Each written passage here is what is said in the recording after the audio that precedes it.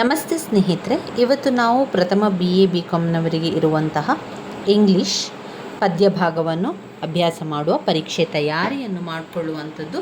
ನಾವು ಈಗಾಗಲೇ ಪದ್ಯದ ಸಾರಾಂಶಗಳನ್ನು ತಿಳ್ಕೊಳ್ತಾ ಇದ್ದೇವೆ. ಯೂನಿಟ್ 1ರಲ್ಲಿರುವಂತಹ ಪದ್ಯದ ಸಾರಾಂಶವನ್ನು ತಿಳ್ಕೊಂಡಿದ್ದೇವೆ.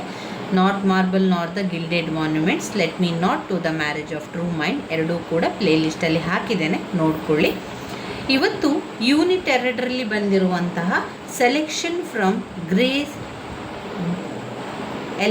ಎಲಿಜಿ ಅಂದರೆ ಶೋಕ ಗೀತೆ. ಎಲಿಜಿಯಲ್ಲಿ ಬರುವಂಥದ್ದು ಯಾರು ಬರೆದಿದ್ದಾರೆ? ಥೋಮಸ್ ಗ್ರೇ ಅವರು ಬರೆದಿರುವಂತಹ ಪದ್ಯ 14ನೆಯ ಪುಟದಲ್ಲಿದೆ ನೋಡಿ. 14ನೆಯ ಪುಟ ತೆಗೀರಿ, ನಿಮ್ಮ ಪುಸ್ತಕ ಟೆಕ್ಸ್ಟ್ ಬುಕ್ ನಿಮ್ಮಲ್ಲಿದ್ದರೆ ನೀವು 14ನೆಯ ಪುಟವನ್ನು ನೋಡಿಕೊಳ್ಳಿ. ಅದರಲ್ಲಿ ಥೋಮಸ್ ಗ್ರೇರಿಯವರ ಎಲಿಜಿ ಇದೆ, ಶೋಕಗೀತೆ ಇರುವಂಥದ್ದು. ಶೋಕಗೀತೆಯಲ್ಲಿ ಯಾವ ರೀತಿಯ ಶೋಕವನ್ನು ಕೊಟ್ಟಿದ್ದಾರೆ? ಈ ಒಂದು ಪದ್ಯ ಲೇಖಕರು ವಿವರಿಸುವಂಥದ್ದು, ಲೇಖಕರು ಹೇಳುವಂಥದ್ದು, ಅವರು ಒಂದು ಸ್ಮಶಾನದಲ್ಲಿ ಬರೆದಿರುವಂತಹ ಕವಿತೆ.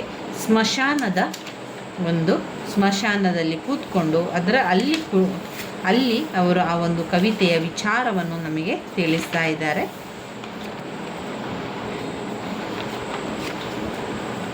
ಮೊದಲಿಗೆ ಕನ್ನಡದಲ್ಲಿರುವಂಥ ವಿಚಾರವನ್ನು ತಿಳ್ಕೊಳ್ಳುವ. Selection from Gray's elegy, Thomas Gray ಅವರು ಬರೆದಿರುವಂತಹ ಈ ಒಂದು ಶೋಕಗೀತೆ. Thomas Gray elegy written in the country churchyard. ಅವರು ಲೇಖಕರು ಈ ಒಂದು ಕವಿತೆಯನ್ನು ಬರೆದಿರುವಂಥದ್ದು ಆ ಒಂದು ಸ್ಮಶಾನದಲ್ಲಿ, ಚರ್ಚಿನ ಸ್ಮಶಾನದಲ್ಲಿ ಯಾವಾಗ ಅದನ್ನು ಪಬ್ಲಿಷ್ ಮಾಡಿದರು, ಆ ಒಂದು ಕವಿತೆಯನ್ನು ಬರೆದು ಪಬ್ಲಿಷ್ ಮಾಡಿರುವಂಥದ್ದು ವಾಸ್ ಫಸ್ಟ್ ಪಬ್ಲಿಷ್ಡ್ ಇನ್ 1751. 1751ರಲ್ಲಿ ಅದನ್ನು ಅವರು ಪಬ್ಲಿಷ್ ಮಾಡ್ತಾರೆ, ಅಂದರೆ ಪ್ರಕಟಿಸ್ತಾರೆ. Gray may however have begun written in the poem. ಅವರು ಬರೀಲಿಕ್ಕೆ ಆರಂಭ ಮಾಡಿದ್ದು, ಬರೆದದ್ದು 1742ನೇ ಇಸವಿಯಲ್ಲಿ, ಅದನ್ನು ಪ್ರಕಟಿಸಿದ್ದು 1751ನೇ ಇಸವಿಯಲ್ಲಿ. Shortly after death of his close friend Richard West. ಯಾವಾಗ ಇದನ್ನು ಬರೆದ್ರು ಅವರು ಅಂತ ಹೇಳಿದರೆ, ಯಾವಾಗಲೂ ಒಂದು ಶೋಕ ಗೀತೆ ಬರ್ತದೆ ಅಂತ ಆದರೆ ಅದರ ಹಿಂದೆ ಒಂದು ಶೋಕ ಇದೆ, ಅದರ ಹಿಂದೆ ದುಃಖ ಇದೆ, ಅದರ ಹಿಂದೆ ನೋವಿದೆ. ಅಂತಹ ಸಂದರ್ಭಗಳಲ್ಲಿ ಪದ್ಯಗಳು ಬರುವಂಥದ್ದು, ಶೋಕ ಪದ್ಯಗಳು ಬರುವಂಥದ್ದು, ನೋವಿನ ಪದ್ಯಗಳು ಬರುವಂಥದ್ದು.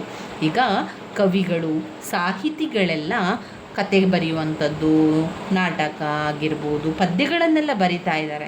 ಅವರಲ್ಲಿ ಪ್ರತಿಯೊಬ್ಬರು ಬೇರೆ ಬೇರೆ ರೀತಿಯ ಪದ್ಯಗಳನ್ನೆಲ್ಲ ಬರಿತಾ ಹೋಗ್ತಾರೆ. ಕೆಲವೊಂದು ತುಂಬಾ ಖುಷಿಯಾಗಿರುವಂಥ ಪದ್ಯ, ಇನ್ನು ಕೆಲವೊಂದು ತಾವು ಎಲ್ಲೋನಾಗಿದ್ದಾರೆ, ತಾವು ಒಬ್ಬಂಟಿಯಾಗಿದ್ದೇನೆ ಅಂತ ಬರೆಯುವಂತಹ ಒಂದು ಪದ್ಯಗಳಿರ್ಬೋದು. ಇನ್ನು ಕೆಲವು ದುಃಖ ಪಡುವಂಥದ್ದು, ದುಃಖಿಸುವಂಥದ್ದು, ಅಳುವಂತಹ ಪದ್ಯಗಳನ್ನು ಬರೀತಾರೆ. ಇದೆಲ್ಲ ಕೂಡ ಲೇಖಕರು ಅವರ ಜೀವನದಲ್ಲಿ ಆಗಿರುವಂತಹ ಕವಿತೆ, ಜೀವನದಲ್ಲಿ ನಡೆದು ಹೋಗಿರುವಂಥ ಘಟನೆಗಳ ಬಗ್ಗೆ ಬರೆಯುವಂಥದ್ದು, ಅವರ ಗೆಳೆಯರ ಜೀವನದಲ್ಲಿ ನಡೆದು ಹೋಗಿರುವಂಥ ಘಟನೆಗಳನ್ನು ಬರೆಯುವಂಥದ್ದು, ತಮ್ಮ ಸುತ್ತಮುತ್ತಲು ತಮ್ಮ ಕುಟುಂಬದಲ್ಲಿ ಆಗಿರುವಂಥ ವಿಚಾರಗಳನ್ನು ಬರಿತಾ ಹೋಗುವಂಥದ್ದು. ಅವರವರ ಮನಸ್ಸಿನ ಭಾವನೆಯಲ್ಲಿ ಯಾವ ರೀತಿಯ ಗೀತೆಗಳು ಬರ್ತದೆ ಅದನ್ನು ಬರಿತಾ ಹೋಗ್ತಾರೆ. ಇಲ್ಲಿ ಥೋಮಸ್ ಗ್ರೇ ಅವರು ಈ ಒಂದು ಎಲಿಜಿ ಎನ್ನುವಂತಹ ಶೋಕಗೀತೆಯನ್ನು ಬರೀಲಿಕ್ಕೆ ಕಾರಣ ಏನು ಅಂದರೆ, ಅವರ ಕ್ಲೋಸೆಸ್ಟ್ ಫ್ರೆಂಡ್ ರಿಚರ್ಡ್ ಅವರ ಸಾವಿನ ನಂತರ ಅವರು ಈ ಒಂದು ಕವಿತೆಯನ್ನು ಬರೀತಾರೆ. Shortly after the death of his close friend Richard West ಎನ್ನುವಂತಹ ತುಂಬಾ ಆತ್ಮೀಯನಾದಂತಹ ಗೆಳೆಯನನ್ನು ಕಳೆದುಕೊಂಡ ನಂತರ, ಅವನ ಒಂದು ಸಾವು ಆದ ನಂತರ, ಅವನ ಮರಣದ ನಂತರ ಲೇಖಕರಾದಂತಹ ಥೋಮಸ್ ಗ್ರೇ ಅವರು ಈ ಒಂದು ಎಲಿಜಿ ಎನ್ನುವಂತಹ ಶೋಕಗೀತೆಯನ್ನು ಬರೆದಿದ್ದಾರೆ. And elegy is the poem which laments the dead ಅಂದರೆ ಕೊರಗುವಂಥದ್ದು, ಸಾವಿನ ನಂತರ ಕೊರಗುವಂಥದ್ದು.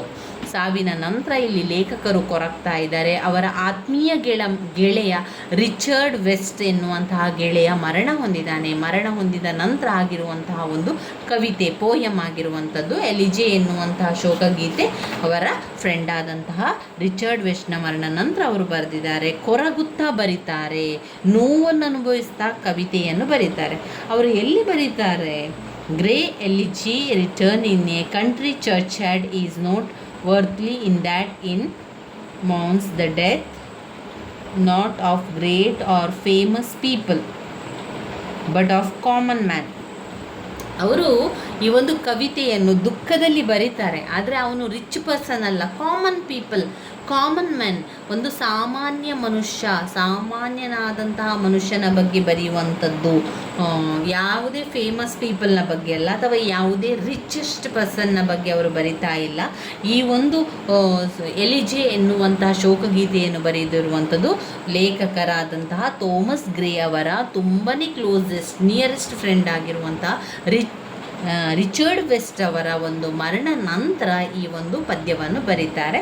ಕೊರಗ್ತಾ ಬರೀತಾರೆ, ಕೊರಗಿಕೊಂಡು. ಲೆಮೆಂಟ್ಸ್ ದ ಡೆಡ್ ಅಂದರೆ ಅವರ ಸಾವಿನ ಒಂದು ಸುದ್ದಿಯ ವಾರ್ತೆಯನ್ನು ಕೇಳಿ ಕೊರಗುತ್ತಾ, ದುಃಖಪಡುತ್ತಾ, ನೋವಿನಿಂದ ಗ್ರೇ ಅವರು ಈ ಒಂದು ಕವಿತೆಯನ್ನು ಬರೆದಿರುವಂಥದ್ದು. ಅದನ್ನು ಬರೆದಿರುವಂಥದ್ದು ಇಲ್ಲಿ ಅಂತ ಹೇಳಿದರೆ ಅವರ ಒಂದು ಚರ್ಚ್ ಯಾರ್ಡಲ್ಲಿ, ಅವರ ಕಂಟ್ರಿಯ churchyard is not worthily, ಚರ್ಚ್ ಯಾರ್ಡ್ಲಿ ಅವರ ಒಂದು elegy written in the country churchyard, ಸ್ಮಶಾನದಲ್ಲಿ ಅವರು ಈ ಒಂದು ಕವಿತೆಯನ್ನು ಬರೀತಾರೆ. ಎಷ್ಟು ಸಮಯದಲ್ಲಿ ಬರೀತಾರೆ? As the sunset over the horizon and twilight breaks in the tired farmer makes his way back home. ಯಾವ ಸಮಯದಲ್ಲಿ ಅವರು ಬರೀತಿದ್ದಾರೆ ಅಂದರೆ ಮುಸ್ಸಂಜೆಯ ಹೊತ್ತಲ್ಲಿ, ಗೋಧೋಳಿ ಸಮಯ ಅಂತ ನಾವು ಹೇಳ್ತೇವೆ ನೋಡಿ, ಮುಸ್ಸಂಜೆ. ಆ ಕಡೆಯಲ್ಲಿ ಸೂರ್ಯ ಇನ್ನು ಮುಳುಗ್ತಾ ಹೋಗುವಂಥದ್ದು, ಆಕಾಶದಲ್ಲಿ ತುಂಬ ಕೆಂಪು ಬಣ್ಣ ಬರುವಂಥದ್ದು, ಹಾಗೆ ಕತ್ತಲು ಆವರಿಸ್ತಾ ಇರ್ತದೆ. ಕತ್ತಲು ಮತ್ತು ಬೆಳಕಿನ ನಡುವೆ ಸಂಜೆಯ ಹೊತ್ತು, ಕತ್ತಲು ಮತ್ತು ಬೆಳಕು, ಅದನ್ನು ಗೋಧೋಳಿ ಸಮಯ ಅಂತ ನಾವು ಕರೆಯುವಂಥದ್ದು. ಆ ಒಂದು ಸಮಯದಲ್ಲಿ ಲೇಖಕರು ಕವಿತೆಯನ್ನು ಬರೀತಾರೆ. ಅದು ಎಲ್ಲಿ? ಸ್ಮಶಾನದಲ್ಲಿ ಇದ್ದುಕೊಂಡು ಬರೀತಾರೆ. ಸ್ಮಶಾನದಲ್ಲಿ ಅವರು ಆ ಒಂದು ದುಃಖ ಗೀತೆಯನ್ನು, ಶೋಕಗೀತೆಯನ್ನು ಬರಿತಾ ಇದ್ದಾರೆ ಅಂತಾದರೆ ಅವರ ಗೆಳೆಯನ ಮರಣ ನಂತರ ಅವರು ದುಃಖ ಪಡ್ತಾ ಇದ್ದಾರೆ, ಕೊರಗ್ತಾ ಇದ್ದಾರೆ. ಆ ಒಂದು ಕಾರಣದಿಂದಾಗಿ ಒಂದು ಪದ್ಯವನ್ನು ಬರೀಲಿಕ್ಕೆ ಆರಂಭ ಮಾಡ್ತಾರೆ. ಅಷ್ಟೇ ಅಲ್ಲದೆ ಆವಾಗ ಆ ಹೊತ್ತಿನಲ್ಲಿ, ಆ ಸಂಜೆಯ ಹೊತ್ತು, ಆ ಕತ್ತಲಾಗುವಂತಹ ಸಂದರ್ಭದಲ್ಲಿ ರೈತರು ಏನು ಮಾಡ್ತಾ ಇರ್ತಾರೆ? ಮನೆಗೆ ಹೋಗ್ತಾ ಇರ್ತಾರೆ. ಅವರು ಅವರ ಮನೆಗೆ ತೆರಳುತ್ತಾ ಇರ್ತಾರೆ. ಇಲ್ಲಿ ಲೇಖಕರು ಹೇಳ್ತಾರೆ, ಥೋಮಸ್ ಗ್ರೇ ಅವರು ಹೇಳ್ತಾರೆ, ನಾನು ಇಲ್ಲಿ ರಿಚೆಸ್ಟ್ ಪರ್ಸನಿಗೋಸ್ಕರ ಈ ಒಂದು ಕವಿತೆಯನ್ನು ಬರೀಲಿಲ್ಲ, ಅಥವಾ ಶ್ರೀಮಂತ ವ್ಯಕ್ತಿಗೆ ಈ ನನ್ನ ಕವಿತೆಯನ್ನು ಬರೀಲಿಲ್ಲ. ಈ ಕವಿತೆಯನ್ನು ಬರೆದಿರುವಂಥದ್ದು ಒಂದು common man, but of common man. ಯಾರಿಗೋಸ್ಕರ? ಈ ಒಂದು ಫೇಮಸ್ ವ್ಯಕ್ತಿಗೋಸ್ಕರ ಬರೀಲಿಲ್ಲ, ಅಥವಾ ನಾನು ಈ ಒಂದು ಕವಿತೆಯನ್ನು ಯಾವುದೇ ಒಂದು ಅಧಿಕಾರ ಇರುವಂತಹ ವ್ಯಕ್ತಿಗೆ ಬರೆದಿಲ್ಲ. ಇಲ್ಲಿ ಒಬ್ಬ ಕಾಮನ್ ಪೀಪಲ್ ಯಾವ ರೀತಿ ಬರೀತಾರೆ ಅದೇ ರೀತಿಯಲ್ಲಿ ಅವರು ಇಲ್ಲಿ ಬರಿತಾ ಇರುವಂಥದ್ದು, ಅವರಿಗೋಸ್ಕರ ಬರೆದಿರುವಂಥದ್ದು. ಸಂಜೆ ಹೊತ್ತಿನಲ್ಲಿ ಬರಿತಾ ಇದ್ದಾರೆ, ಆಕಾಶದಲ್ಲಿ ಕೆಂಬಣ್ಣ ಬರ್ತಾ ಇದೆ, ಎಲ್ಲ ರೈತರು ತಮ್ಮ ಮನೆಗೆ ತೆರಳ್ತಾ ಇದ್ದಾರೆ. ಅಂತಹ ಸಂದರ್ಭದಲ್ಲಿ ಲೇಖಕರು ಕವಿತೆಯ ಬಗ್ಗೆ ಬರೆಯುವಂಥದ್ದನ್ನು ಕಾಣ್ಬೋದು. The speaker of this poem seem country churchyard at sunset ಆಗ್ತಾ ಇದೆ ಅಂದರೆ ಸೂರ್ಯನು ಮುಳುಗ್ತಾ ಇದ್ದಾನೆ, ಸೂರ್ಯಾಸ್ತ ಆಗ್ತಾ ಇದೆ.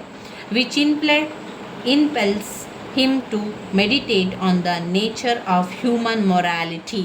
ನೈತಿಕತೆಯ ಬಗ್ಗೆ ಬರೆಯುವಂಥದ್ದು, ನೈತಿಕತೆಯ ಬಗ್ಗೆ ಅವರು ಇಲ್ಲಿ ಹೇಳ್ತಾ ಇದ್ದಾರೆ. ಈಗ ಲೇಖಕರು ಒಂದೊಂದೇ ವಿಚಾರವನ್ನು ಹೇಳ್ತಾ ಇದ್ದಾರೆ. Remember that you must died. The speaker consider that fact that in death there is no difference between great and common people. ಇಲ್ಲಿ ಲೇಖಕರು ಹೇಳ್ತಾ ಇದ್ದಾರೆ, ತನ್ನ ಗೆಳೆಯನನ್ನು ಕಳ್ಕೊಂಡು ಅವನು ತುಂಬ ದುಃಖದಿಂದ ಕೊರಗ್ತಾ ಹೇಳುವಂಥದ್ದು. ಇಲ್ಲಿ ನಿಜವಾಗಿ ಕಾಮನ್ ಮ್ಯಾನ್ ಮತ್ತು ಯಾರಿರುವಂಥದ್ದು? ಕಾಮನ್ ಮ್ಯಾನ್, ಹಾಗೆಯೇ ರಿಚ್ ಪರ್ಸನ್. ಕಾಮನ್ ಮ್ಯಾನ್ನಿಗೋಸ್ಕರ ನಾನಿಲ್ಲಿ ರಿಚ್ ಪರ್ಸನಿಗೋಸ್ಕರ ಕವಿತೆಯನ್ನು ಬರಿತಾ ಇಲ್ಲ, ಕಾಮನ್ ಪೀಪಲ್ಗೆ ಬರೆಯುವಂಥದ್ದು. Remember that you must die. The speaker considered that fact that in death there is no difference between great and common people. ಇಲ್ಲಿ ಸಾವಿನ ಬಗ್ಗೆ ಅವರು ಹೇಳ್ತಾ ಇದ್ದಾರೆ, ಮರಣದ ಬಗ್ಗೆ ಹೇಳ್ತಾ ಇದ್ದಾರೆ. ಯಾಕೆಂದರೆ ರಿಚರ್ಡ್ ವೆಸ್ಟ್ ಅವರ ಬೆಸ್ಟ್ ಫ್ರೆಂಡ್ ಏನಾಗಿದೆ, ಮರಣ ಹೊಂದಿದ್ದಾನೆ. ಅಂಥ ಸಂದರ್ಭದಲ್ಲಿ ಇಲ್ಲಿ ಥೋಮಸ್ ಗ್ರೇ ಅವರು ಹೇಳ್ತಾರೆ, ಸಾವು ಎನ್ನುವಂಥದ್ದು ರಿಚ್ ಪರ್ಸನ್ ಮತ್ತು ಪುವರ್ ಪರ್ಸನ್ ಅಂತ ಇಲ್ಲ, ಅದು ಎರಡೂ ಒಂದೇ ರೀತಿಯಾಗಿರುವಂಥದ್ದು, ಎರಡಕ್ಕೂ ಕೂಡ ಒಂದೇ ರೀತಿಯ ತೂಕ ಇದೆ. ಎರಡೂ ಈಗ ರಿಚೆಸ್ಟ್ ಪರ್ಸನ್ನಲ್ಲಿ ಮನುಷ್ಯರು ಸತ್ರು ಕೂಡ, ಪುವರ್ ಪರ್ಸನ್ ಮನುಷ್ಯರು ಸತ್ರು ಕೂಡ ಇಬ್ಬರಲ್ಲಿ ಆಗುವಂಥ ನೋವು ಒಂದೇ. ಎರಡೂ ಕಡೆಗಳಲ್ಲಿ ಕೂಡ ಆಗುವಂಥದ್ದು ನೋವು ಒಂದೇ, ಎರಡೂ ಕಡೆಗಳಲ್ಲಿ ಪ್ರತಿಕ್ರಿಯಿಸುವಂಥದ್ದು ಒಂದೇ. ಹಾಗೆ ಎರಡೂ ಕಡೆಗಳಲ್ಲಿ ಆಗುವಂಥದ್ದು ದುಃಖವೇ, ಕೊರಗುವಂಥದ್ದೇ, ಬೇಜಾರು ಪಡುವಂಥದ್ದೇ.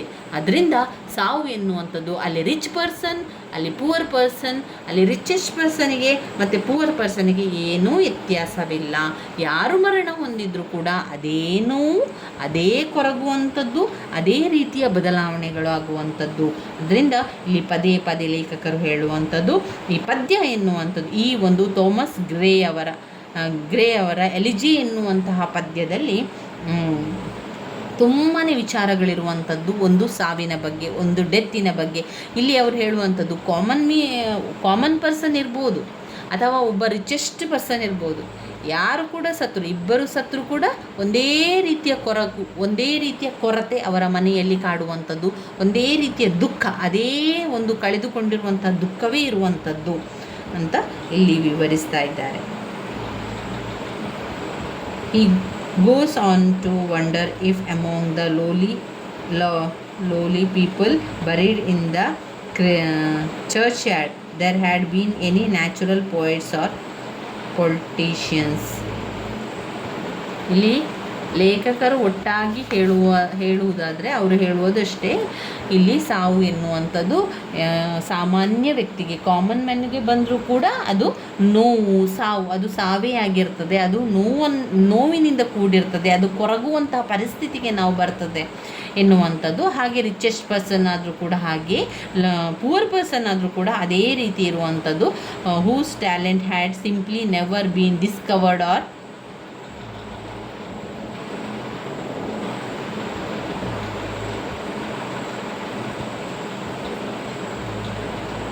ಇಲ್ಲಿ ಅವರು ಹೇಳ್ತಾ ಇದ್ದಾರೆ, ಲೇಖಕರು ವಿವರಿಸ್ತಾ ಇದ್ದಾರೆ, ಥೋಮಸ್ ಗ್ರೇ ಅವರು ಹೇಳ್ತಾ ಇದ್ದಾರೆ, ಸಾವು ಬರುವಂಥದ್ದು ನಿಜ, ಎಲ್ರಿಗೂ ಕೂಡ ಸಾವು ಬರ್ತದೆ. ಆದರೆ ಆ ಬರುವಂತಹ ಸಾವು ಈಗ ಪುವರ್ ಮನೆಗಳಲ್ಲಿ ಕೂಡ ಆದರೂ ಕೂಡ ಅದೇ ರೀತಿ ಇರ್ತದೆ, ರಿಚೆಸ್ಟ್ ಪರ್ಸನ್ ಆದರೂ ಕೂಡ ಅದೇ ರೀತಿ ಇರ್ತದೆ, ಅದರಲ್ಲಿ ಬದಲಾವಣೆ ಇಲ್ಲ ಎನ್ನುವಂಥದ್ದನ್ನು ಹೇಳ್ತಾರೆ. ಎರಡು ಕಡೆಗಳಲ್ಲಿ ಆಗುವಂಥದ್ದು ದುಃಖ, ಎರಡು ಕಡೆಗಳಲ್ಲಿ ಬರುವಂಥದ್ದು ಕಣ್ಣೀರೇ. However, has earned him respected and deserved place in literary history.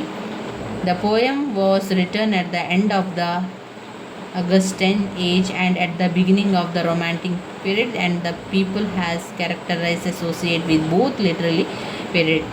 ಇಲ್ಲಿ ಲೇಖಕರು ಮತ್ತೆ ಹೇಳುವಂಥದ್ದೇ ಪದ್ಯ ಎನ್ನುವಂಥದ್ದು. ಈಗ ಒಂದು ಪದ್ಯ ಬರಿಬೇಕಾದ್ರೆ ಅಥವಾ ಕವಿತೆಯನ್ನು ಅವರು ಬರಿತಾ ಇದ್ದಾರೆ ಅಂತ ಹೇಳಿದರೆ ಅದಕ್ಕೆ ಆ ಒಂದು ಸಮಯ ಸಂದರ್ಭ ಬರಬೇಕು. ಇಲ್ಲಿ ಲೇಖಕರು ಸಮಯ ಸಂದರ್ಭ ಹೇಗೆ ಬಂತು ಹೇಳಿದರೆ, ಅವರ ಕ್ಲೋಸೆಸ್ಟ್ ಫ್ರೆಂಡ್ ಆದಂಥ ರಿಚರ್ಡ್ ವೆಸ್ಟ್ ಅವರು ಮರಣ ಹೊಂದಿದ್ದಾರೆ. ಅಂಥ ಸಂದರ್ಭದಲ್ಲಿ ಅವರಿಗೆ ತಡ್ಕೊಳ್ಳಾಗದಂಥ ನೋವಾಗ್ತಾ ಇದೆ, ಅವರು ಕೊರಗ್ತಾ ಇದ್ದಾರೆ. ಅಂಥ ಸಂದರ್ಭದಲ್ಲಿ ಅವರು ಕವಿತೆಯನ್ನು ಬರಿತಾ ಇದ್ದಾರೆ. ಸಾವು ಎಲ್ರಿಗೂ ಒಂದೇ, ಅದರಲ್ಲಿ ಯಾವುದೇ ವ್ಯತ್ಯಾಸ ಇಲ್ಲ, ಎಲ್ಲರೂ ಕೂಡ ಕೊರಗುವಂಥದ್ದು. ಸಾವು ಅಂತ ಬಂದ ಕೂಡಲೇ ರಿಚ್ ಪರ್ಸನ್ ಆಗಲಿ ಪುವರ್ ಪರ್ಸನ್ ಆಗಲಿ ಎಲ್ಲರೂ ಕೊರಗುವಂಥದ್ದು, ಎಲ್ಲರೂ ದುಃಖ ಪಡುವಂಥದ್ದು, ಎಲ್ಲರ ಕಣ್ಣಲ್ಲಿ ನೀರು ಬರುವಂಥದ್ದು ಅಂತ ಇಲ್ಲಿ ವಿವರಿಸ್ತಾ ಇದ್ದಾರೆ. On the one hand it has to order balance rational assist sentiments of neoclassical poetry. On the other hand, it trend towards the emotionalism and individualism of the romantic poet. Most importance its realize and 11 common man. ಒಟ್ಟಾಗಿ ಇಲ್ಲಿ ಲೇಖಕರು ಹೇಳುವಂಥದ್ದಿಷ್ಟೇ, ಮರಣ ಎನ್ನುವಂಥದ್ದು ಅಥವಾ ಸಾವು ಎನ್ನುವಂಥದ್ದು ಪ್ರತಿಯೊಬ್ಬರಿಗೂ ಕೂಡ ಬಂದೇ ಬರ್ತದೆ, ಒಂದಲ್ಲ ಒಂದು ದಿವಸ ಬಂದೇ ಬರ್ತದೆ. ಅದು ರಿಚ್ ಪರ್ಸನ್ ಆದರೂ ಕೂಡ ಬರ್ತದೆ, ಪುವರ್ ಪರ್ಸನ್ ಆದರೂ ಕೂಡ ಬಂದೇ ಬರ್ತದೆ. ಎರಡೂ ಕಡೆಗಳಲ್ಲಿ ಕೂಡ ಈಗ ರಿಚ್ ಪರ್ಸನ್ ಆಗಿರ್ಬೋದು, ಪುವರ್ ಪರ್ಸನ್ ಆಗಿರ್ಬೋದು, ಸಾವು ಅಂತ ಬಂದಾಗ, ಅವರ ಕುಟುಂಬದಲ್ಲಿ ಮರಣ ಅಂತ ಬಂದಾಗ ಅದು ಅವರಿಗೆ ಆಗುವಂತಹ ನೋವೇ ಆಗಿರ್ತದೆ, ಅದು ಪುವರ್ ಪರ್ಸನ್ ಆದರೂ ನೋವಾಗುವಂಥದ್ದು, ರಿಚ್ ಪರ್ಸನ್ ಆದರೂ ಕೂಡ ನೋವಾಗುವಂಥದ್ದು. ಎರಡೂ ಕಡೆಗಳಲ್ಲಿ ಕೂಡ ಸಮಾನವಾದ ರೀತಿಯ ಕೊರಗು ಅವರಲ್ಲಿರ್ತದೆ, ಅದೇ ರೀತಿಯ ದುಃಖ ಇರ್ತದೆ ಎನ್ನುವಂಥದ್ದು. ಕೊರಗ್ತಾರೆ ಆ ಒಂದು ವಿಚಾರಕ್ಕೆ. ಇಲ್ಲಿ ಸಾವು ಎಲ್ಲರಿಗೂ ಒಂದೇ, ಅದರಲ್ಲಿ ಯಾವುದೇ ವ್ಯತ್ಯಾಸ ಇಲ್ಲ ಅಂತ ಲೇಖಕರು ಒಟ್ಟಾಗಿ ವಿವರಿಸ್ತಾ ಇರುವಂಥದ್ದು. ಇವಿಷ್ಟು ವಿಚಾರಗಳು ಈ ಒಂದು ಪದ್ಯದಲ್ಲಿ ಬರ್ತದೆ ಸ್ನೇಹಿತರೆ. ಮುಂದಿನ ಒಂದು ವಿಡಿಯೋದಲ್ಲಿ ನಾವು ಯಾವುದರ ಸಮ್ಮರಿಯನ್ನು ತಿಳ್ಕೊಳ್ಬೇಕು ಅಂತ ಹೇಳಿದರೆ, ಯೂನಿಟ್ 3ಯಲ್ಲಿ ಬಂದಿರುವಂತಹ ಡಫೋಡಿಲ್ಸ್, ವೆರಿ ವೆರಿ ಇಂಪಾರ್ಟೆಂಟ್ ಆಗಿರುವಂತಹ ಒಂದು ಪದ್ಯ ಡಫೋಡಿಲ್ಸ್ ಮತ್ತು ಅಪಾನ್ ವೆಸ್ಟ್ ಮಿನಿಸ್ಟರ್ ಬ್ರಿಡ್ಜ್ ಎನ್ನುವಂಥದ್ದು ವಿಲಿಯಂ ವರ್ಡ್ಸ್ವರ್ತ್ ಅವರು ಬರೆದಿರುವಂಥ 2 ಕವಿತೆಯನ್ನು ಮುಂದಿನ ವಿಡಿಯೋದಲ್ಲಿ ನಾವು ನೋಡ್ಕೊಳ್ತಾ ಹೋಗೋ ಸ್ನೇಹಿತರೆ. ನನ್ನ ವೀಡಿಯೋಸ್ ಎಲ್ಲ ನಿಮಗೆ ಇಷ್ಟ ಆಗ್ತಾ ಇದ್ದರೆ ಲೈಕ್ ಕೊಡಿ, ಶೇರ್ ಮಾಡಿ, ಸಬ್ಸ್ಕ್ರೈಬ್ ಮಾಡಲಿಕ್ಕೆ ಮರಿಬೇಡಿ. ಆದಷ್ಟು ತಯಾರಿಯನ್ನು ಮಾಡ್ಕೊಳ್ಳಿ ಸ್ನೇಹಿತರೆ. ಇವತ್ತಿನಿಂದ ಆದರೂ ಕೂಡ ನಿಮ್ಮ ತಯಾರಿ ಆರಂಭ ಆಗಲಿ. ಪಾಯಿಂಟ್ಸ್ ಬುಕ್ಕನ್ನು ಮಾಡ್ಕೊಳ್ಳಿ. ಒಂದು ಪಾಯಿಂಟ್ಸ್ ಬುಕ್ ಅಂತ ಮಾಡಿಕೊಂಡು ಅದರಲ್ಲಿ ನಿಮಗೆ ಗೊತ್ತಿರುವಂತಹ, ನಿಮಗೆ ಅರ್ಥ ಆಗಿರುವಂತಹ, ಈಗ ನೀವು ಸಮ್ಮರಿಯನ್ನು ಓದ್ತಾ ಹೋಗ್ತೀರಲ್ವ, ಆ ಸಮ್ಮರಿಯನ್ನು ಓದ್ತಾ ಒಂದೊಂದು ಪ್ಯಾರಾಗ್ರಾಫಿಗೆ ನಿಮಗೆ ಏನೆಲ್ಲ ಅರ್ಥ ಆಗಿದೆ ಅದನ್ನು ಪಾಯಿಂಟ್ಸ್ ರೀತಿಯಲ್ಲಿ ಬರಿತಾ ಹೋಗಿ. ಆ ರೀತಿ ಕೂಡ ನೀವು ಪರೀಕ್ಷೆಗೆ ಬರಿತಾ ಹೋಗ್ಬೋದು. ಅದೇ ರೀತಿಯಲ್ಲಿ ಕೂಡ ಉತ್ತರವನ್ನು ಬರಿತಾ ಹೋಗ್ಬೋದು. ಈ ರೀತಿಯಾಗಿ ಮಾಡಿಕೊಳ್ಳಿ. ನಿಮ್ಮ ಅಭ್ಯಾಸಗಳನ್ನು ಆರಂಭಿಸಿ. ನೀವು ಇನ್ನೂ ಓದಲಿಕ್ಕೆ ಆರಂಭ ಮಾಡಲಿಲ್ಲ ಅಂತಾದರೆ ಓದ್ಕೊಳ್ಬೇಕು. ಇನ್ನು ತುಂಬ ಜನ ರಿಕ್ವೆಸ್ಟ್ ಮಾಡಿರುವಂಥದ್ದು ಯಾವಾಗ ಪರೀಕ್ಷೆಗಳು ಬರ್ತದೆ ಅಂತ ಹೇಳಿ. ನಾವು ಕಲಿಬೇಕಾದ್ರೆ ನಮಗೇನಾಗ್ತಾ ಇತ್ತು ಅಂದರೆ, ನಮಗೆ ಮೆಸೇಜ್ಗಳು ಬರ್ತಾ ಇತ್ತು, ಇಂತಿಷ್ಟು ಸಮಯದಲ್ಲಿ ಪರೀಕ್ಷೆ ಇದೆ, ನೀವು ಎಕ್ಸಾಮ್ ಫೀಸನ್ನು ಕಟ್ಟಿ. ಎಕ್ಸಾಮ್ ಫೀಸನ್ನು ಕೆಲವೊಮ್ಮೆ ಏನಾಗ್ತಾ ಇದ್ರು, ಕೇವಲ ಅವರು ಎಕ್ಸಾಮ್ ಫೀಸನ್ನು ಪೇ ಮಾಡಿ ಕಟ್ಟಿ ಅಂತ ಹೇಳ್ತಾರೆ. ಅದಾದ ನಂತರ 1 ತಿಂಗಳ ಒಳಗೆ ಪರೀಕ್ಷೆಗಳು ಇರುವಂಥದ್ದಾಗಿರ್ತದೆ. ನಿಮಗೆ ಪರೀಕ್ಷೆಯ ಒಂದು ಶುಲ್ಕವನ್ನು ಕಟ್ಟಿ ಅಂತ ಕೇಳ್ಕೊಳ್ತಾರೆ. ಈಗೆಲ್ಲ ಏನು ಮಾಡ್ತಾರೆ ಅಂದರೆ, ಅವರದೇ ಒಂದು KSOU ಆ್ಯಪ್ ಅಂತ ಮಾಡಿದ್ದಾರೆ ನೋಡಿ. ಯಾರೆಲ್ಲ KSOUನಲ್ಲಿ ವಿದ್ಯಾಭ್ಯಾಸವನ್ನು ಮಾಡ್ತಾ ಇದ್ದೀರೋ ನಿಮಗೆ ಎಲ್ರಿಗೂ ಕೂಡ ಗೊತ್ತಿರುವ ರೀತಿಯಲ್ಲಿ KSOU ಅವರ ಆ್ಯಪ್ ಅಂತ ಇರ್ತದೆ. ಅದು ನಾವು ನಮ್ಮ ನಂಬರನ್ನು ಹಾಕಿ ಅದನ್ನು ಓಪನ್ ಮಾಡ್ಕೊಳ್ಬೇಕು. ನಾವು ಆ ಒಂದು ನಮ್ಮ ಫೋನ್ ನಂಬರನ್ನು ಹಾಕ್ಕೊಳ್ಬೇಕು. ಅವರು ಒಂದು ಅದರಲ್ಲಿ ನಾವು ಓಪನ್ ಮಾಡಿ ನೋಡಿದಾಗ ಎಲ್ಲ ಕೂಡ ಎಕ್ಸಾಮ್ನ ವಿಷಯ ಇರ್ಬೋದು, ಅಸೈನ್ಮೆಂಟ್ಗಳ ವಿಷಯ ಇರ್ಬೋದು, ಕಾಲೇಜಿನಲ್ಲಿ ಆಗಿರುವಂಥ ಒಂದು ನಮ್ಮ ವಿದ್ಯಾಭ್ಯಾಸಕ್ಕೆ ಸಂಬಂಧಪಟ್ಟಂಥ ವಿಚಾರಗಳನ್ನಾಗಿರ್ಬೋದು, ಅಥವಾ ಕ್ಲಾಸ್ಗಳನ್ನು ಮಾಡುವ ವಿಚಾರವಾಗಿರ್ಬೋದು, ಎಲ್ಲ ವಿಚಾರಗಳು ಆ ಒಂದು ಆ್ಯಪ್ನಲ್ಲಿ ಇರುವಂಥದ್ದು. ಅದರಲ್ಲಿ ನೀವು ನೋಡ್ಕೊಳ್ತಾ ಇರಬೇಕು. ಅದರಲ್ಲಿ ಅವರು ನೋಟಿಫಿಕೇಷನನ್ನು ಹಾಕ್ತಾನೆ ಇರ್ತಾರೆ. ಆರಂಭದಲ್ಲಿ ನೀವು ಮೊದಲ ಪುಟದಲ್ಲಿ ನೀವು ನೋಡಿರ್ಬೋದು, ಅದರಲ್ಲಿ ನೋಟಿಫಿಕೇಷನ್ ಬರ್ತಾನೆ ಇರ್ತದೆ, ಅದು ಹೋಗ್ತಾ ಇರ್ತದೆ ನೋಡಿ. ಅದು ಅವರ ಒಂದು ನೋಟಿಫಿಕೇಷನ್ ನ್ಯೂಸ್ ಎಲ್ಲ ಆಗಿರ್ತದೆ ಯಾವ ರೀತಿ ಅಂತ. ಎಕ್ಸಾಮ್ ಫೀಸನ್ನು ಕಟ್ಟಿ ಅಂತ ಹೇಳಿದರೆ ಇನ್ನು ಸ್ವಲ್ಪವೇ ದಿವಸದಲ್ಲಿ ಪರೀಕ್ಷೆಗಳು ಇದೆ ಅಂತಲೇ ಅರ್ಥ. ಎಕ್ಸಾಮ್ ಫೀಸನ್ನು ಕಟ್ಟಿ ನಂತರ 1 ತಿಂಗಳೊಳಗಾಗಿ ಪರೀಕ್ಷೆಗಳಿರುವಂಥದ್ದು. ಅದರಿಂದ ತಡ ಮಾಡಿಕೊಳ್ಬೇಡಿ, ಓದ್ಕೊಳ್ಳಿ, ಪಾಯಿಂಟ್ಸ್ ಬುಕ್ಕನ್ನು ಮಾಡಿಕೊಳ್ಳಿ. ಆದಷ್ಟು ಪಾಯಿಂಟ್ಸ್ ಆಗಿಯೇ ನೀವು ಬರಿತಾ ಹೋಗ್ಬೋದು, ಅಥವಾ ನೀವು ನಿಮ್ಮದೇ ರೀತಿಯಲ್ಲಿ ಬರಿತಾ ಹೋಗ್ಬೋದು. ಆ ರೀತಿ ಮಾಡಿಕೊಳ್ಳಿ. ಮತ್ತೆ ಪದೇ ಹೇಳುವಂಥದ್ದು, 6 ಪದ್ಯದ ಸಮ್ಮರಿಯನ್ನು ಸರಿಯಾಗಿ ಕಲಿತುಕೊಳ್ಳಿ ಸ್ನೇಹಿತರೆ. ವೆರಿ ವೆರಿ ಇಂಪಾರ್ಟೆಂಟ್ ಆಗಿರುವಂಥದ್ದು. ನೀವು ಬೇರೆಲ್ಲ ಓದದಿದ್ರೂ ಕೂಡ ನೀವು ಪದ್ಯದ ಭಾಗದ ಸಮ್ಮರಿಯನ್ನು ಸರಿಯಾಗಿ ಕಲಿತುಕೊಳ್ಳಿ. ಈ ಸಮ್ಮರಿಯನ್ನೇ ಬರಿತಾ ಹೋಗುವಂಥದ್ದು. ಇನ್ನು ನೀವು ಯಾವುದೇ ಒಂದು ವಿಚಾರ ನಿಮಗೆ ನಿಮ್ಮ KSOU ವಿದ್ಯಾಭ್ಯಾಸಕ್ಕೆ ಸಂಬಂಧಪಟ್ಟಂತೆ ಏನೇ ಒಂದು ವಿಚಾರ ಇದ್ದರೂ ಕೂಡ ನೀವು ನಿಮ್ಮ KSOU ಆಫೀಸ್, ನಿಮ್ಮದೇ ಒಂದು ಸೆಂಟರ್, ನಿಮ್ಮದು ಯಾವುದಾಗಿರ್ತದೆ, ನೀವು ಎಲ್ಲಿ ಹಣವನ್ನು ಕಟ್ಟಿರ್ತೀರೋ, ನೀವು ಎಲ್ಲಿ ಪುಸ್ತಕಗಳನ್ನು ತಂದಿರ್ತೀರಲ್ವ, ಅಲ್ಲಿಯೇ ಹೋಗಿ ನೀವು ವಿಚಾರಿಸಬೇಕು. ಆವಾಗ ನಿಮಗೆ ಎಲ್ಲ ಮಾಹಿತಿಗಳು ಸರಿಯಾಗಿ ಸಿಗ್ತದೆ.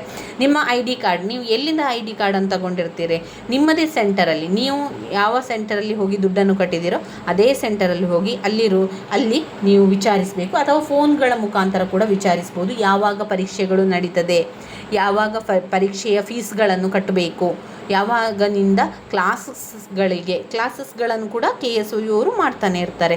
ಯಾವಾಗ ಕ್ಲಾಸ್ಗಳಿದೆ, ಯಾವಾಗ ನಾವು ಅಟೆಂಡ್ ಆಗಬೇಕು, ಇದನ್ನೆಲ್ಲವನ್ನು ಕೂಡ ನೀವು ಆ ಮಾಹಿತಿ ಕೇಂದ್ರದಲ್ಲಿ ಆ ಒಂದು ಆಫೀಸಲ್ಲಿ ಕೇಳಿ ತಿಳ್ಕೊಳ್ಬೇಕು. ಯಾರೂ ಕೂಡ ನಿಮಗೆ ಅದನ್ನು ತಿಳಿಸ್ಕೊಡೋದಿಲ್ಲ. ನೀವು ಯಾವುದು ಮೆಸೇಜ್ ಕೂಡ ಬರೋದಿಲ್ಲ, ನೀವು ಅದನ್ನು ಕೇಳ್ತಾ ಇರಬೇಕು. ಒಂದು ವೇಳೆ ನಿಮಗೆ ಅವರ ಆಫೀಸಿಗೆ ಹೋಗಿ ವಿಚಾರಿಸಲಿಕ್ಕೆ ಸಾಧ್ಯ ಆಗ್ತಾ ಇಲ್ಲ ಅಂತಾದರೆ ಫೋನ್ನ ಮುಖಾಂತರ, ಈಗ ನಿಮ್ಮಲ್ಲಿ ಅವರ ಫೋನ್ ನಂಬರ್ ಇರ್ತದೆ, ನೀವು ಅಲ್ಲಿಂದಲೇ ಪುಸ್ತಕಗಳನ್ನು ತಂದಿರ್ತೀರಿ ಅಂತಾದರೆ, ಅಥವಾ ನಿಮ್ಮದೇ ಒಂದು ಸೆಂಟರ್ನಲ್ಲಿದೆ ಅಂತಾದರೆ ಅಲ್ಲಿಗೆ ಹೋಗಿ ಯಾರನ್ನಾದರೂ ವಿಚಾರಿಸಿ ಅವರ ಬಗ್ಗೆ, ನಿಮ್ಮ ಒಂದು ತರಗತಿಗಳ ಬಗ್ಗೆ ಇರ್ಬೋದು, ಅಥವಾ ನಿಮ್ಮ ಪರೀಕ್ಷೆಗಳ ಬಗ್ಗೆ ಇರ್ಬೋದು, ಆಮೇಲೆ ಅಸೈನ್ಮೆಂಟ್ ಕಳಿಸುವಂಥ ವಿಷಯಗಳಿರ್ಬೋದು, ಅದೆಲ್ಲ ಕೂಡ ಈಗ ಕಾಲದಿಂದ ಕಾಲಕ್ಕೆ ಬದಲಾವಣೆ ಆಗ್ತಾನೇ ಇರ್ತದಲ್ವ. ಹಾಗೆ ಅವ್ರು ಏನು ಮಾಡ್ತಾರೆ, ವರ್ಷದಿಂದ ವರ್ಷಕ್ಕೆ ಎಲ್ಲವನ್ನು ಕೂಡ ಬದಲಾವಣೆಗಳನ್ನು ಮಾಡ್ತಾ ಇರ್ತಾರೆ. ಅದರಿಂದ ನನಗೆ ಎಲ್ಲ ಮಾಹಿತಿಗಳು ಬರೋದಿಲ್ಲ. ನನಗೆ ಮಾಹಿತಿಗಳು ಬೇಕು ಅಂತಾದರೆ ನಾನೇನು ಮಾಡ್ತೇನೆ, ಗೂಗಲಲ್ಲಿ KSOU ಅವರ ವೆಬ್ಸೈಟಿಗೆ ಹೋಗಿ ಅಲ್ಲಿ ಹೋಮ್ ಪೇಜ್ ಇರ್ಬೋದು, ನ್ಯೂಸ್ ಬರುವಂಥ ಪೇಜ್ ಅದನ್ನೆಲ್ಲ ನೋಡ್ಕೊಳ್ಳುವಂಥದ್ದು. ಆವಾಗ ಅಲ್ಲಿ ನ್ಯೂಸ್ ಅಂತೆಲ್ಲ ಕೊಡ್ತಾನೆ ಇರ್ತಾರೆ. ಹೊಸ ಹೊಸ ವಿಷಯಗಳನ್ನು ನೋಟಿಫಿಕೇಷನನ್ನು ಹಾಕ್ತಾ ಇರ್ತಾರೆ. ನಾವು ಅಲ್ಲಿಗೆ ಹೋಗಿ ನೋಡ್ಕೊಳ್ಬೇಕು. ಅದರ ಬಿಟ್ಟು ನಮಗೆ ಬೇರೆ ಯಾವುದೇ ಮಾಹಿತಿಗಳು ಬರುವುದಿಲ್ಲ. ಅದರಿಂದ ನಿಮ್ಮ ಒಂದು ಪರೀಕ್ಷೆಗಳನ್ನೆಲ್ಲ ಆದಷ್ಟು ಬೇಗ ತಿಳ್ಕೊಳ್ಳಿ, ವಿಚಾರಿಸಿಕೊಳ್ಳಿ. ಯಾವಾಗ ಬರ್ತದೆ, ಯಾವಾಗ ಸಿಗ್ತದೆ, ಹಾಗೆಯೇ ಯಾವಾಗ ಹಾಲ್ ಟಿಕೆಟ್ಗಳನ್ನು ಬಿಡುಗಡೆ ಮಾಡ್ತಾರೆ. ಸಾಧಾರಣವಾಗಿ ಪರೀಕ್ಷೆಯ 1 ವಾರದ ಮೊದಲು ಅವರು ಹಾಲ್ ಟಿಕೆಟನ್ನು ಬಿಡುಗಡೆ ಮಾಡುವಂಥದ್ದು. ಅದನ್ನು ಡೌನ್ಲೋಡ್ ಮಾಡಿಕೊಂಡು ಅದನ್ನು ತಗೊಳ್ಬೇಕು, ಪ್ರಿಂಟೌಟ್ ತಗೊಳ್ಬೇಕು. ಹಾಗೆ ಅಷ್ಟೇ ಮಾತ್ರ ಅಲ್ಲದೆ ನೀವು ಪಾಯಿಂಟ್ಸ್ ಬುಕ್ಕನ್ನು ಮಾಡಿಕೊಂಡಿದ್ರೆ ಓದಲಿಕ್ಕೂ ಕೂಡ ತುಂಬಾ ಅನುಕೂಲ ಆಗ್ತದೆ ಸ್ನೇಹಿತರೆ. ನನ್ನ ವೀಡಿಯೋಸ್ ಎಲ್ಲ ನಿಮಗೆ ಇಷ್ಟ ಆಗಿದ್ದರೆ ಲೈಕ್ ಕೊಡಿ, ಶೇರ್ ಮಾಡಿ, ಸಬ್ಸ್ಕ್ರೈಬ್ ಮಾಡಲಿಕ್ಕೆ ಮರಿಬೇಡಿ. ಧನ್ಯವಾದಗಳು.